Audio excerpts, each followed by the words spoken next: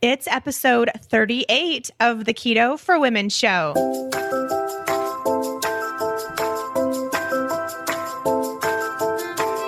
You're listening to the Keto for Women show, and I'm your host and nutritionist, Shawn Miner. This show is designed to empower women to find their own expression of the keto diet to maximize their health and happiness. Now let's get started with today's episode. Hey there, friends. Welcome back. Thanks for tuning in to this edition of the Keto for Women show. Very good, very exciting edition of this podcast. We have a special guest who we will get into in just a moment. Very excited to chat with Miriam. But before we do, let's just give you some brief announcements.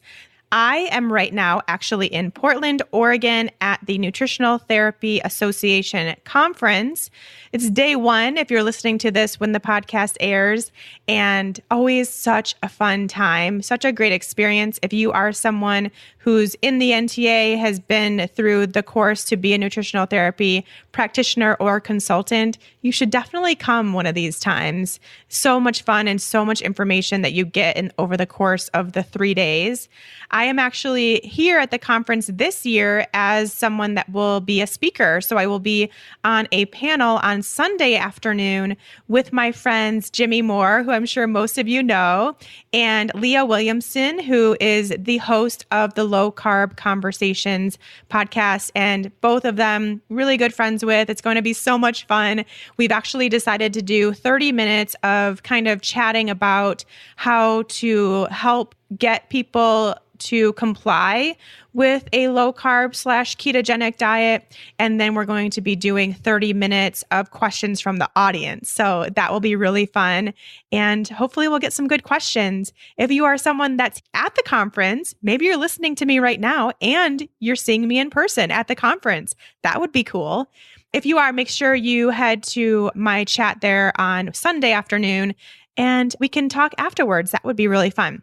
Or you can ask me a question during the talk if you really want to. That would also be fun. And then on Monday, I head straight from Portland over to Spain again. So I'm spending another couple days in Mallorca, Spain for the second round of the Low Carb Universe Conference. This one specifically for keto ladies only. So cool. I'm very excited for that. This time, again, I will be speaking. I will be doing a talk on keto for hormones next Sunday. So I have a week in between each, which will be great and really awesome time there. I can already tell you I'm going to have a blast. And then I'm taking a few days off and heading with my friend Steph Dodier, who you probably all know too. She was on the podcast and is a really great friend of mine. And we are going from Spain to Portugal for a few days of probably a workcation. I think we'll do some work, but hopefully have some time to sightsee and just kind of relax too. So I will be doing that and then heading back to the States later that week. So I'll be gone about 2 weeks. Don't worry, the podcast will be going on as usual. As you can see, there will be plenty of awesome content coming your way over the next few weeks, even though I'm not technically where I typically record. I'll still be recording, don't worry. And one of my favorite podcasts to do, which I'm so excited to do at this time too, when I will now have 2 conferences under my belt, is to give you all a breakdown of what happened over those conferences. So be on the lookout for that in a few weeks too, where you can hear what I learned. It's always so fun to do that because then I have to test myself and my notes that I took, which aren't always so great and or not legible. But we'll see how it goes. I'll try to pay a little closer attention to my handwriting this time around. All right, let's get into today's episode.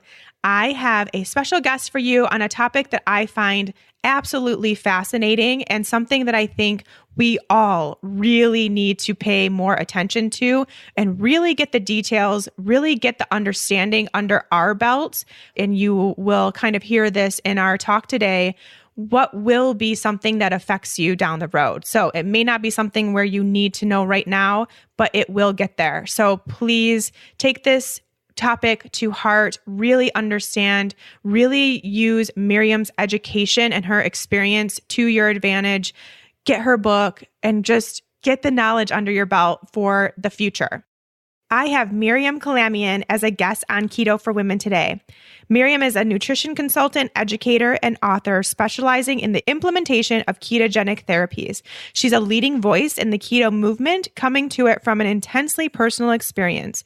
In 2004, her young son, Raffi, was diagnosed with brain cancer.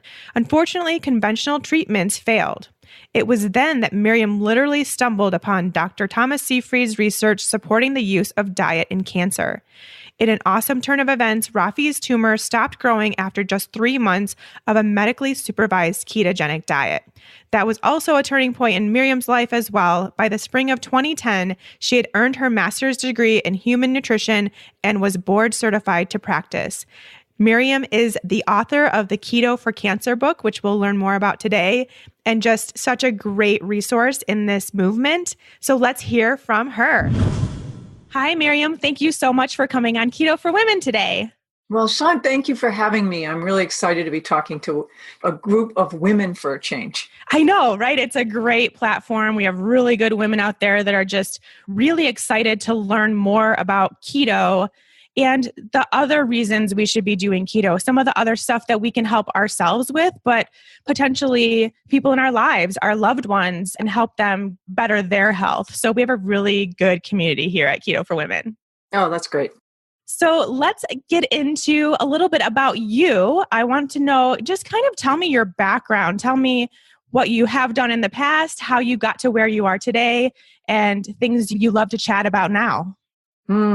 Yes. It's a loaded question. Yeah, loaded question. As I mentioned to you earlier, I was happily living my life as a retail business owner. I had a couple of rug stores in Connecticut and Montana and living my life. We were doing great, and we had this amazing little guy, a little boy we had adopted from Armenia when he was 2, and quite an adjustment to make in our lives as older parents, but we were doing it and loving it. And then in 2004, when our little guy was just 4 years old, we started to notice some change in behavior, some really disturbing changes in behavior. Too much to go into, but it was so easy to think that he was experiencing some type of anxiety, separation anxiety issues a lot of adopted toddlers do. And so we were kind of led down the wrong road for a while there, thinking that this was strictly behavioral, the changes were behavioral. And then we started to see some other things too with vision. And it took us a good 8 months from that point to learn that he had a brain tumor. Devastating. I can't even begin to tell you. And the moms in this group are going to understand that. And this was 2004. The internet wasn't as sophisticated as today. And when I went online and looked at our options, it was worse than I could imagine. So here we are with this 4-year-old. It's Christmas Day, and this is what I'm reading on the internet. And so we went along with the program. There wasn't any reason for us to believe that looking at anything else, trying anything else would be helpful. So we started 14 months of weekly chemotherapy. 14 months of going to the hospital every week and having this little guy get an infusion of chemotherapy. And it was rough on all of us. And unfortunately, it didn't work. So at the end of 14 months, we had a little bit of a break, and then we're into another weekly chemo for 12 weeks. That's not working. We take another little breather, and then he has a couple of surgeries, and they do a lot of damage. But, at least we think we're going to get a little bit more of a breather. 8 weeks later, one section of the tumor had grown back and actually 25% larger. So we panicked. We're in a clinical trial now. That's failing. And that is when it was in the midst of this clinical trial when he was hospitalized. And I was researching one of his drugs that he was on and came back to that page a few days later. And being Science Daily, there is some new research, and it's Dr. Thomas Seyfried's study on calorically restricted ketogenic diet in a mouse model of glioma. And of course, that's just a mouse model. But in the research that he was presenting, he cited some literature on a couple of children who had aggressive brain cancer and had been put on a ketogenic diet for an 8-week trial. And the glucose uptake to the tumor was reduced in both children by over 20%. So, of course, I'm going to look into this one. And, email Dr. Seyfried. He was great. He sent me papers. He put me in contact with the Charlie Foundation that had been doing this for epilepsy for a long time, since the Charlie Foundation since the mid-90s. A lot of resources there. And instead of thinking, why should we do this? We were thinking, why not do this? Because we were out of options at that point, totally out of options except for palliative chemotherapy. And he was only, at that point, not quite 7. So that wasn't really the road we were ready to go down. So with a local oncologist support, his big center people were dissing the diet big time, but they didn't say anything about it being harmful to him or saying that it would nutritionally compromise him. They had none of those complaints, just that it wouldn't work. So with local support, our son Raffi's pediatrician and his local oncologist, we started a ketogenic diet, medically monitored by these guys. And in 12 weeks, his tumor had shrunk back by 10 to 15%. Smaller in all dimensions. We hadn't seen this, we hadn't seen this in the 2.5 years that we had been down this road with our son. So I really needed to know more. I really needed to understand this better, Sean. So that's how I made this kind of later in life shift in what I was doing. And I was dumped the rug store in a heartbeat. And I was back in school shortly after that great MRI, studying all I could, getting a degree and master's actually in nutrition. And it was great in terms of getting the education, the standard education in nutrition, but there was like zero information on a ketogenic diet outside of its use in epilepsy. And now you see all of this validated information coming like from Verta Health on diabetes, coming from Steve Kinane up in Canada on, neurodegenerative disease, Alzheimer's, trials starting in Parkinson's. You're seeing all kinds of really wonderful stuff happening in the keto world. And of course, we know, despite what we might read in the press, that the ketogenic diet is the most effective diet for weight loss. Yeah, there's so much coming out, and it's so great now that we have this information. But back when you were looking at this stuff, it wasn't really out there. It wasn't really talked about. And it was probably maybe even deemed as potentially quote unquote dangerous so how did it get to that point where, and like you kind of mentioned, you had no other choice, but as a mom and as someone that was, not really in the nutrition field, that must have been a really hard spot to be in where you see this information, you have a little bit of information, and you're doing this research really just as someone coming from not really that background at all. Right. I mean, that choice to just go that route anyway and kind of just negate what the doctors are saying had to be difficult. Oh yeah, I was terrified. I really was. Although the diet had been out there for epilepsy for a long time, since the 1920s at the Mayo Clinic. That was the first use of a ketogenic diet for pediatric epilepsy. But see, I had that under my belt, that it had been in use that long. They knew what the side effects were. They knew what to look for. They knew what things to track. It's just what was terrifying me was that this was a new application. There was only speculation that it would help. And we were not supported in the way that people with cancer can be supported now. It's still really challenging in my Keto for Cancer world. But now you can build a support network, even if it is online support. But yeah, I was terrified. And actually, kids go into ketosis so quickly that by the end of the first day of basically fasting, because that was the protocol, it was like 24-hour fast, and you have these foods on hand and you have this juice on hand if you need to reverse, he was actually ketotic. We weren't in a really good space at that point, but it was so easy to get there and so easy to reverse it. But boy, I feel for people who are still in that situation of not having adequate support. What I did have, and I value so highly, was the support of a couple of moms on the Charlie Foundation website. They had a moderated group for families that were doing this diet for epilepsy. And it included children who were doing a modified ketogenic diet. Actually, it was called then, still is, modified Atkins is what they termed it. And there were 2 moms moderating that group that would answer my questions or would pose things to other members of the group that were just really helpful and reassuring to me. And it didn't take me long to see I wasn't harming my kid. Those first few days were just dreadful. But after that, he just bounced back so quickly that... Yeah. So how did that actually look like? So you mentioned the protocol was started with 24-hour fasts with, some certain foods ready to go if needed. But how did it look kind of in the future? And were you able to see other improvements besides the tumor shrinking just in how he was Yeah. responding and acting?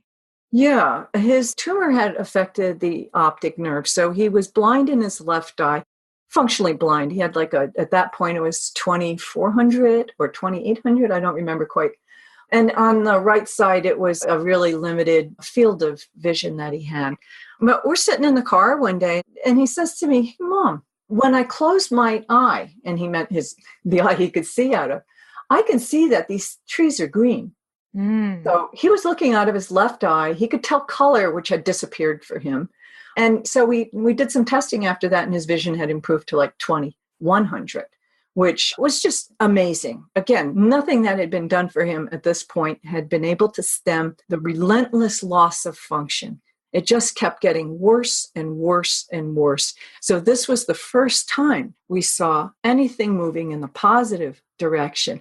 All we were hoping to do was stall for some time, get a little more time with our kid where he wasn't undergoing these toxic therapies. He was still on a really low dose of a chemo drug, but it was minor compared to what we'd put him through. And it certainly wasn't the make or break on this. It was just to keep his oncologist in his profession's good graces, as I like to say, because he couldn't monitor him unless he was actually pretending he was treating him in some way. So yeah, to see turnaround in function, his memory got sharper. Some of the things that was happening on the right side of his body as a result of the tumor, like the loss of function in his hand, he just got a lot of stuff back over time. Mm-hmm. And I can't say it was smooth and even. It was, for the first 3 years, it was just great. And then the final 3 years, unfortunately, he died. But the final 3 years of his life, it was a little more of a roller coaster, but still, the fact that in that 3 years, he didn't have to receive any kind of treatment at all. There was nothing for him. There was no suggestion of a treatment protocol at that point. So he had a good run. And right. I attribute it entirely to us discovering the diet. He just would have continued. There's no doubt in anyone's mind that it was just a downhill trajectory before we started the diet. And it really did give you more time with him, which is what you wanted. Yeah. In the middle of that, we took Raffi to Mexico, and people think we went there for treatment. It's like, no, we went there. We gave up everything at that point. And we spent 5 months in Mexico, and we were camping in the mountains and playing on the beach. Oh, that's so awesome. It was awesome. And to see my son climbing fences, running on the beach. On my website, there's a picture of him running on the beach, and it's just so precious to me still. And it's been 6 years since that picture was taken. That's just incredible. What an incredible story, and really a starting point for you to get on this trend to really helping other people. And, starting to really have this story in your own life that now transcends, and you're able to share this message with so many other people and, help in what other people are going through right now if they or their loved one has cancer. So it's such a great platform that you have created for yourself. So hopefully and for my son.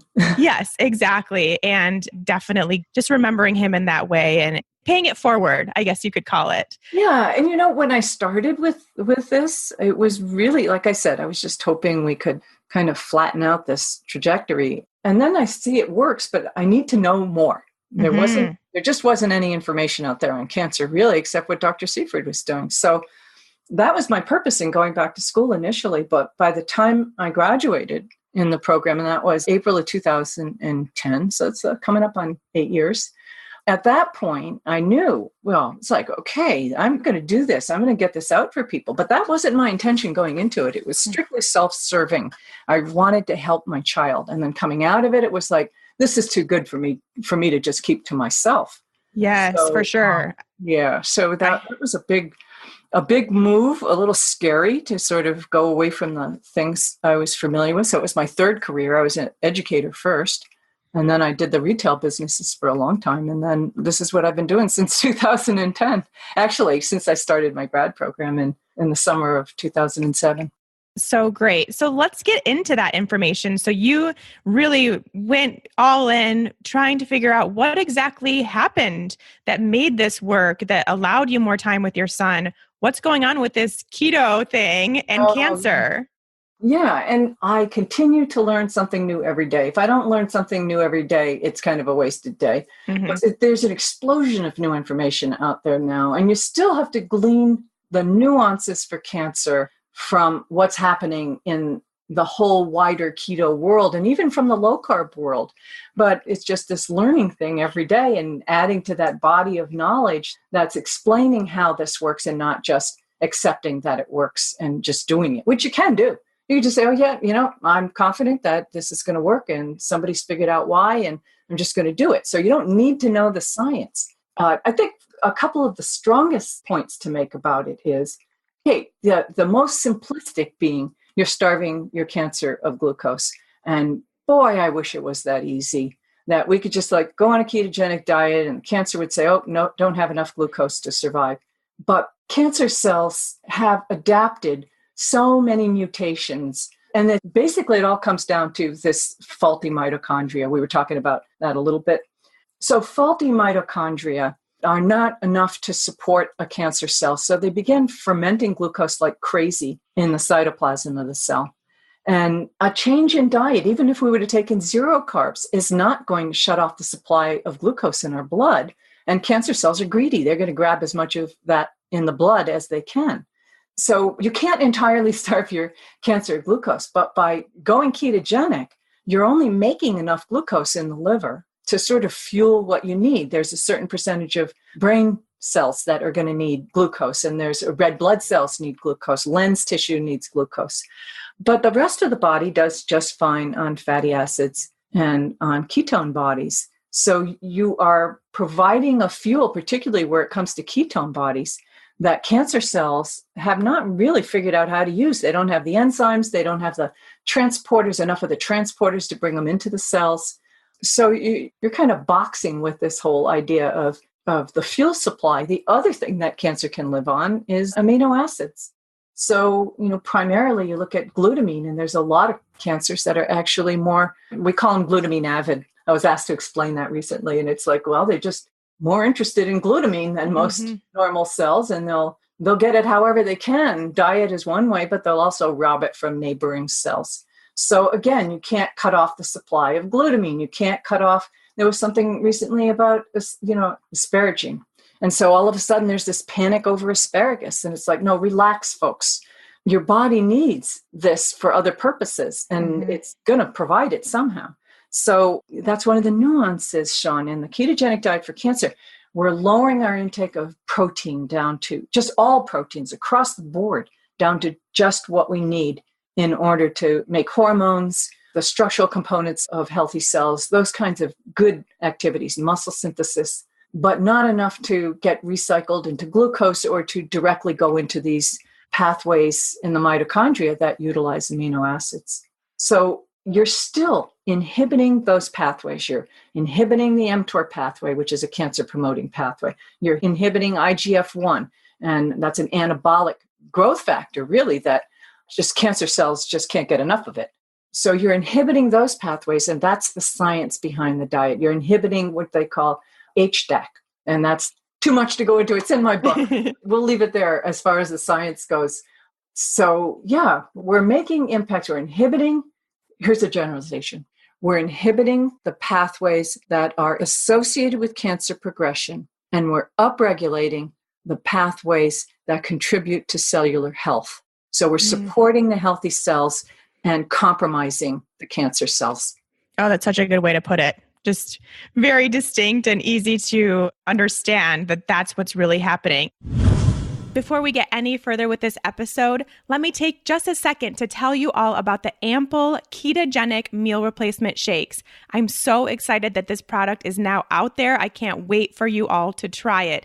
It is the first all-in-one keto meal replacement shake that gets the nutrition from quality, real ingredients, which is so hard to find in the ketogenic space. You all know how important real food ingredients are for me, and I want to pass that information on to you. And here we now have a really great opportunity to have a meal replacement shake something that's super easy for us to grab when we're on the go, running errands, don't have time for breakfast, don't feel like cooking, whatever it may be, we now have a place to turn, and that is the Ample Ketogenic Meal Replacement Shakes.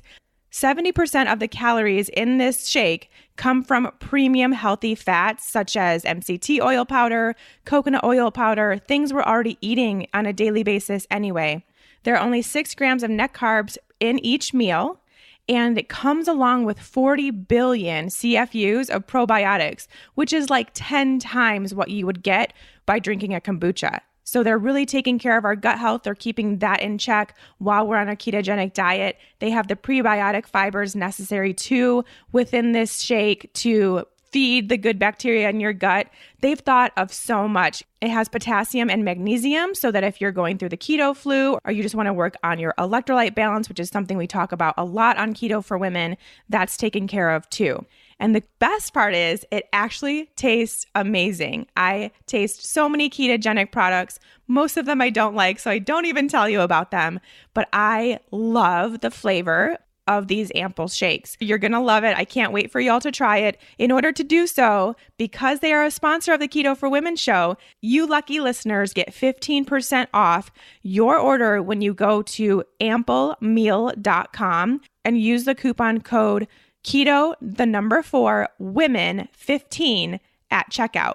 That's amplemeal.com and use the coupon code keto4women15 to get your 15% off your first order. I will make sure to have this information linked in the show notes so you can get easy access to your 15% off.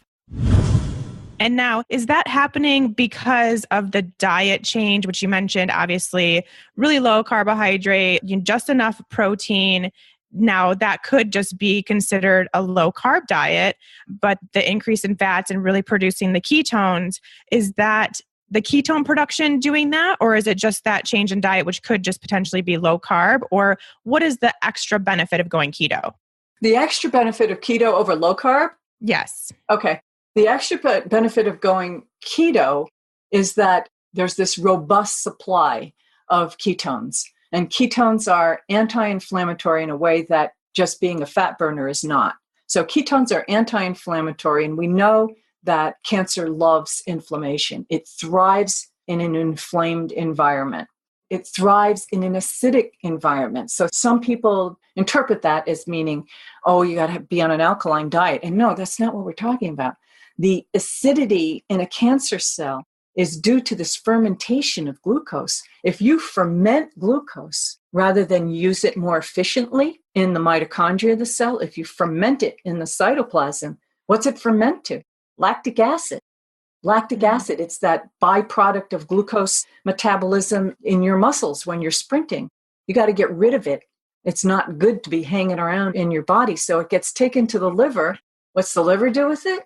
Makes new glucose, puts that back into circulation. So I see that sometimes if somebody has a very heavy tumor load, especially tumor load on the liver, they will be making a lot of glucose and their glucose level will be higher, even if they're strictly ketogenic. So yeah, that's one of the many benefits of going keto is the anti-inflammatory. It lowers the inflammation through the reduction of the acid environment, the tumor microenvironment, they call it. And also, cancer cells don't have the same adaptations as normal cells that allow normal cells to thrive even if there's absolutely no food. Because just think about it, if we didn't have a backup that could get us, that could power us, could keep our mind sharp and power our muscles through periods of total food deprivation, then how could we have chased down, as paleo people, how would we have chased down, our food? How would we have been able to survive the amount of time? But the cancer cells haven't adapted to that. They don't have the same enzymes that you need to utilize the ketones. And like I said, they don't have the same transporters to bring the ketones into the cell. So it's putting them at a disadvantage. Plus, you're reducing the amount of the fuels that they prefer in the form of glucose and proteins. No, definitely. Yeah, it makes so much sense. And it really is great that we do have this new therapy. And I think it's probably important to talk about how this looks. So it's not as if someone, or maybe it is, you tell me, who has cancer Can they opt to do keto instead of the other therapies, or are we doing this all in conjunction? In conjunction. And I'm so glad you brought that up. It popped in my mind at one point that I got to mention that. And then it popped out again. I knew I had to mention that. Yeah. Well, I just got an email this morning from somebody who, I won't go into the details, but her husband has cancer. And she wanted to consider doing this as an alternative to a standard of care. And I have not seen any evidence that a ketogenic diet on its own will knock out cancer. I just don't see it. And I've worked with hundreds of people, probably close to 600 at this point. And I'm just not seeing that, even in the people who are doing it so compliant and such great numbers. But it doesn't always have to be as aggressive a cancer therapy as might be offered to you. So like we did it when we chose to do it for our son, we picked the least, like I said, we had to keep the oncologist in his profession's good graces. So we did not go with the 4 drugs palliative care that would have meant hospitalizations and transfusions and infections. We went with a drug that gave him a little transient nausea for about half a day, and then he was back on his feet again. And we only did that on and off for a few months. And then the oncologist said, you know what, this isn't the method of action of this chemo drug. This result, after he saw the MRI, he said, we're just damaging him with this chemo. So I got to stress, the ketogenic diet is an adjunct. There are a couple of cases where it can be standalone, and that's where it's watch and wait therapies. They also call that active surveillance. So in other words, the oncology team has identified and most likely even diagnosed a particular kind of cancer. And now they are just going to watch it. They're going to do active surveillance, maybe a scan every couple of months. And if it looks like it's on the run, they'll start to act on it. But if it stays quiet or even shrinks back on its own, they're not going to do anything. They're not going to intervene on that. So those watch and wait. So there's a few of them. There's low-grade gliomas in the brain. There are some in particular that are watch and wait. Some prostate cancer is watch and wait. A few, like even leukemia, there's a certain type of leukemia, CLL leukemia, that it's a really high lymphocytes, but it's like they got to get to an extreme high number before they begin treatment, because once they begin treatment, then you sort of like the clock starts to tick on this. So you have a limited amount of years left once they begin treatment. So they try to postpone the treatment. And I have one guy, he is in, probably day 6 of a fast. He's going to end the fast tomorrow, CLL. And the first time he did a fast, it was 11 days. And I'm not recommending this for everybody. I just sharing what he did. And it knocked his lymphocytes way, way down. And they started to climb again recently. And so that's why he decided on another fast. But it's been months. I think that first one might have been May. Wow. So I think it may have been later than that. But anyway, and there are some adjunct protocols, combination drugs. There's this group. Everybody should be aware of this because cancer is going to come knocking on your door at some point in your life. So everyone should be aware of this group in South Dakota, Care Oncology US, and they are offering an adjunct cocktail of drugs, inexpensive. It's like $50 a month for these drugs, and they're repurposed FDA-approved drugs like metformin and mebendazole and Lipitor and doxycycline. And they do this alongside some type of standard care and ketogenic diet. And they are getting some amazing results. They're reducing toxicity, improving the outcomes. And if this was a drug, as I'm fond of saying, if this was a drug, insurance companies would be reimbursing pharmaceutical companies hundreds of thousands of dollars for it. And it just blows me away. It's just like what Virta is doing with diabetes. Reversing diabetes, or, at the least, they're lowering the dosage and number of drugs that so they're just slowing down that whole progression that we associate with diabetes, sort of on the march to death.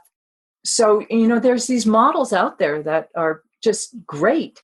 And over time, even if they don't gain acceptance within pharmaceuticals, or acceptance within all of oncology, they are going to have a place. And the reason why they won't ever gain, acceptance across the board, they may gain support, but, not universal use. Because when you think about it, how many people are going to be willing to make that kind of a change in their diet if they are also weighing that against take a pill, go to chemotherapy, take radiation. There are people that would rather do that than to change their diet up. Which seems crazy to me, but in our world, Sean, it is crazy.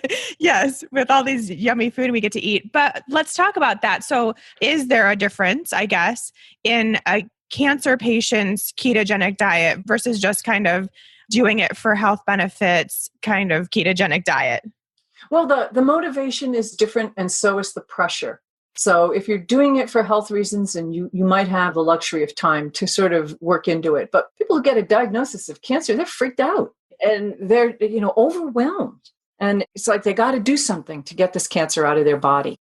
And so a lot of the people that I work with have tried Atkins. That comes up a lot. Oh, I tried Atkins and I lost some weight and it was easy enough to do, but I fell off the wagon.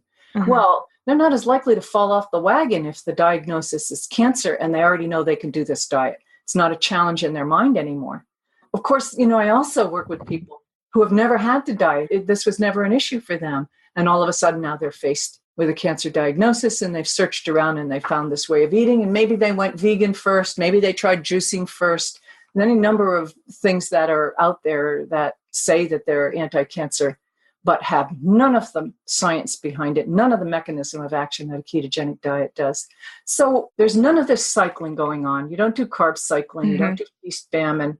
You have options in how to get into ketosis. And understandably, a lot of the people I'm working with are also pretty compromised in terms of their nutrition or their weight or the chemo. The treatment has knocked them on their butts and they're having trouble getting their feet back under them. And so you do have to be a lot more careful in working, or the older people, you got to really work hard at not losing muscle mass in the process because they're getting this conventional treatment that impairs their nutrition. And at the same time, you're adding a diet in. So you got to be very careful that all of the food, every bite that they're taking in is meaningful, is somehow going to support them. And none of this empty eating that's only going to add sugars, in the hope that it's going to keep them from losing weight. It's just not realistic. That's not the way it works in cancer. That's not the way it works in cancer. So if people have a diagnosis and they're sturdy enough for a fast, by all means, fast to get into ketosis.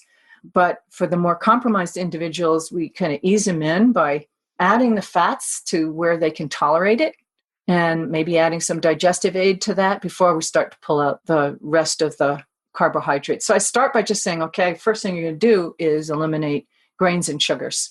Okay, just do those two things. Let's add some fat to replace those calories.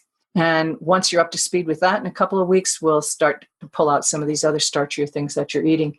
And a lot of times people will work way ahead of that schedule. My schedule is pretty conservative, and they'll be through that whole process in 2 weeks and they'll be in ketosis. So, and then monitoring them while they're in treatment, especially so that I got an email this morning from somebody I'm working with, and he's on a heavy duty chemo radiation, 6 weeks intensive. And it makes it so difficult for him to want to eat anything, let alone this change in diet away from what he's used to eating to this. And so that's really tailored. I hate for anybody to give up. That's why I wrote my book. To put what's in my head out there so that anybody can access what I know. Maybe not to the degree that I know it, obviously not to the degree that I know it, or not with the experience behind it, but able to at least figure out how to do this and to be able to troubleshoot. Troubleshooting is a huge part of this, Sean. So this fella's like, well, I can't eat any of these things that I was even able to eat a week ago. All I want is toast. And it's like, well, how about a keto shake? So I send them recipes, the 40 low carb keto shakes. And it's like, tell me something there and I'll help you modify it so that it's really pleasing to you. Because that palatability in the keto world at large is not an issue. We find really palatable foods to live with. But palatability and digestibility and nutrition for somebody with cancer, it's a real challenge. I can imagine. And is there ever a need, do you see this, a need for the exogenous ketones to potentially get that person into a deeper state of ketosis? Oh, please give me some research on that. Dominic D'Agostino is looking at ketone supplementation in cancer. His team at USF, University of South Florida, is just amazing, bright, talented people. So we will have the research in a couple of years, but we need the funding for the research too. Right. But all that aside, I do support the use of ketone supplements, but I do it, again, very cautiously, conservatively. I say use a third to a half of a dose. Run these mineral salts by your team first because they have potassium in them, and that may not be great for you right now, or they have some calcium in them, and that might not be a supplement you should be taking right now. And there's such variation in these products, and some of them have some just god-awful ingredients, or they're not tested for purity. Just like all supplements, there's a huge variation, and I certainly do have my favorites. And, there's more coming out all the time. So there are times that they're really, really helpful, and that is in these low-weight situations used as in small amounts. They don't dull the appetite. They improve brain function. You know how when you're running on ketones, the mental clarity is just amazing compared to when you're running on carbs. So, totally different world. Oh, yeah. So, just imagine that chemo brain, they call it. Well, people feel mental clarity with being in ketosis. I hear that all the time. And in terms of their energy level, they have the energy to do some at least lightweight resistance work so that they can keep that muscle mass. Muscle mass is a huge, as far as your metabolism, your whole body metabolism goes, the health of your muscles is so important. And so even in the most compromised people, even if they can't get out of a chair, they can do some type of resistance, light weights, resistance bands, whatever, to help with the whole process. So huge. Okay, now here's the big question. Hey, ready? Are the doctors that are treating these cancer patients see and watch, and especially if that person isn't open to what you have to say potentially, which makes it equally as hard to... Well, and I don't proselytize. I like to say what I do is educate and inform, and then people make their own decisions. And I provide the tools for self-advocacy. I provide the tools for empowerment. But really, people are on their own. They're navigating uncharted waters and hoping they're going to make landfall in time. But it sure beats the alternative. And I wouldn't have traded what we did for anything, except I wish that I knew then at the start of that whole thing, a diagnosis, what I know now, not just for my son, but for myself too. It's like we went through a horrible time, and we would have weathered that better if we had been ketogenic at that time. The mental clarity would have been a blessing. Right. And like I said, now you're passing this information on to others, paying it forward so that they have this opportunity to know more when and if this situation arises for them or their loved ones. The stats the way they are, 1 in 2 men getting cancer in their lifetime, 1 in 3 now moving closer to 1 in 2 women having a diagnosis of cancer in their lifetime. And I got to tell you, I get a lot of emails from the loved ones of older people with cancer. And it's like the saddest things I get are, somebody in their mid-80s living alone or living with somebody who's disabled by Alzheimer's or Parkinson's or another disease, and trying to do this on their own in isolation with the support of a grandchild, an adult grandchild that really wants them to do this and has read my book and knows that, but there comes a point where the challenges are too great, or people that will call me after their loved one's been in hospice. And hospice is palliative care. So it means that the cancer is out of control and death may not be imminent, but it's the expected endpoint. And for some of those people, keto might rescue them for a time, but for other of those people, it's just going to be a complication. So it's like, you got to know what your loved one wants and then support them in their decision, even if it's not the decision that you personally would have made. It's very hard for younger people to see a parent or a grandparent go through that. But, even there, you got to understand that it's their decision, even if it's in your mind, not the right one. Right. So tell us more about this book and where people could find it and where people can find out more about you. Give us all your info. Oh, okay. I have a Facebook under my name, Miriam Kalamian. I have a tweet under dietary therapy. Got a great group of people. That's a great thing to get into because we're posting studies all the time, and Twitter doesn't take a lot of time and focus, so you can quickly check on things. I have a website, dietarytherapies.com, and I have my what I do, what kind of services I can offer to people individually, and I have a link to my book on that site as well. It's on Amazon. My book is Keto for Cancer. and it has a much longer title. So I'll read it to you once. Ketogenic metabolic therapy as a targeted nutritional strategy. I really wrote this for the practitioners as well as for keto savvy people. It will take them to the next level from where they're at. But even if you're a beginner in keto, there's a lot of information and resources that are in here, including one of my favorites. I have a simple meal template. So when people are on overwhelm and think they need some complicated meal plan and, a whole mess of recipes, and then they read that one chapter and they relax. And actually, that's my next project. I think you asked next projects? Yes. That's my next project, is a simple keto plan for people, just bringing it down to the basics and making it generalizable across all these different applications that we have. Yeah, and I read your book. I thought it was awesome. I do really love how it can be geared towards the practitioner teaching this and informing this for potential patients or, of course, clients, of course, but then also family members or loved ones, that kind of thing too. But really, I feel like it's a very good book to feel empowered with what you know about keto, and specifically for cancer, but just keto in general. A lot of this, there's a lot of overlap. Yes. And I am glad to see the keto world is just blowing up the way that it is. So great. I know, it really is awesome.